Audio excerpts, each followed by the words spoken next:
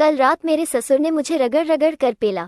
मैं भी खूब पेलवाए। रात भर उन्होंने इतने जोर जोर से धक्का मारा, मेरी चूचियों को मसला, मेरी गांठ को चाटा, मेरी बूर के पानी को पिया, अपना 9 इंच के लौरा से मेरे जबरदस्त खुदाई कर दी। आज मैं आप लोगों के सामने अपनी कहानी रखूंगी कि मेरे ससुर ने मुझे कैसे रगड़ रगड़ कर रात भर बूर को पेलवाए। पूरी रात मेरे बूब्स को इतना पिया कर मेरे निप्पल अभी तक दर्द कर रहा है। पर हाँ दोस्तों, मैं भी पहली बार इतने मजे लेकर अपनी वासना की आग को शांत की हूँ। अभिनंदन कि आपको अपनी बात बताती हूँ। मेरा नाम इंदु है, मेरी उम्र 22 साल है। मेरे शादी पिछले साल ही हुए थे। मेरे माँ बाप ने धन दौलत के लालच में मेरी शादी एक ऐसे लड़के से कर दिया जो गे है, यानी कि मेरे पति को औरतों में कोई दिलचस्पी नहीं है, उसको लड़का चाहिए गांठ पेलवाने के लिए। 1 साल तक मैंने कैसे कैसे दुख रहे हैं वो मैं ही जानती हूँ।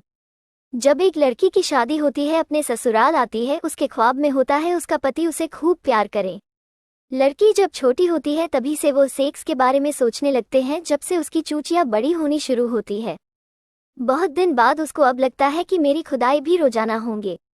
पर जब ख्वाब ख्वाब बनकर रह जाता है तो जिंदगी निराश हो जाती है। जब मैं अपने पति को छोड़कर वापस अपने मायके जाने के लिए तैयार हो गई थी, अपने पति को छोड़कर, मेरे माँ पापा दोनों मुझे समझाए कि देखो बेटे, डॉक्टर इलाज करवाओ और अपने पति को ठीक करो। शादी विवाह ऐसी चीज नहीं होती है कि हर 1 साल तुम अपने पति ही चेंज करो। धन दौलत की कमी नहीं है तुम्हारे ससुराल में, जितना धन दौलत है, जितना इज्जत मान मर्यादा है हम लोगों के यहाँ, उसे 5% भी नहीं है धन दौलत। तेरा पति बस ठीक हो जाए तो तुम कितनी बड़ी जायदाद की मालकिन होगी, तुमको शायद नहीं पता है। तुम्हारे घर में ऐसे भी और कोई नहीं है तुम्हारे ससुर और तुम्हारे पति के अलावा। तुम 3 लोग ही हो, इसलिए तुम सोचो समझो और जल्दीबाजी किसी चीज के लिए मत करो।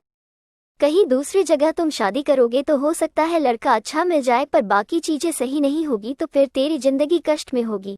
मुझे उन लोगों की बात समझ आ गई थी। वो लोग सही कह रहे थे। मैंने अपने पति से बात की कि हम लोग पटना जाकर डॉक्टर दिखा लेते हैं, क्योंकि हम लोग पटना के आसपास के ही रहने वाले हैं। मेरी पढ़ाई दिल्ली में हुई है। मेरा पति इसके लिए तैयार नहीं हुआ। उसने बोला कि जिंदगी भर मैं तुम्हारा पति बनकर रहूंगा, तुमको जो करना है करो, कोई रोक टोक नहीं है, पर मैं तुम्हें पति का सुख नहीं दे पाऊंगा। शारीरिक क्षमता मेरे में नहीं है, बाकी मैं तुम्हें दिल से बहुत चाहता हूँ, बहुत प्यार करता हूँ, इज्जत करता हूँ और जिंदगी भर तुम्हें कभी किसी चीज की कमी नहीं होने दूंगा। पर तुम्हारी शरीर की जो भूख है उसको मैं पूरा नहीं कर सकता। तुम चाहे तो कहीं और पूरा कर सकते हो, मुझे कोई दिक्कत नहीं है। मैं कसम खाकर तुमको बोल रहा हूँ। बात हो गई मेरे पति से, आपको समझ आ गया। वो मुझे रोकना थूकना नहीं चाहता है, मुझे छूट देना चाहता है। पर मैं कहाँ मुंह मारूं, किसके पास जाऊं कि मुझे पेल दो। मेरे नज़र में एक इंसान है जो मेरे शरीर को, भूख को खत्म कर सकता है, मेरी वासना की आग को बुझा सकता है। वो है मेरा ससुर। घर की बात घर में रह जाए, इससे और अच्छी क्या बात हो सकती है। मेरा ससुर मात्र 46 साल का आदमी है, अभी भी किसी लड़के से कम नहीं लगता है। हॉट और सेक्सी भी है, शौकीन और रंगीन मिजाज भी है वो। अगर सच बताऊं दोस्तों, तुम ऐसे लड़के की ही तलाश में थी जैसा मेरे ससुर है। एक दिन की बात है, मेरे पति दिल्ली आए हुए थे किसी काम के लिए। उस दिन मैंने सोच लिया था कि आज मैं अपने ससुर से अपने प्यार का इजहार कर दूंगी, और वैसा ही हुआ। रात के 10 बजे मैं उनके कमरे में नहीं और बोले कि आपका बेटा तो मना कर दिया है मुझे कि वो शारीरिक सुख नहीं दे सकता है।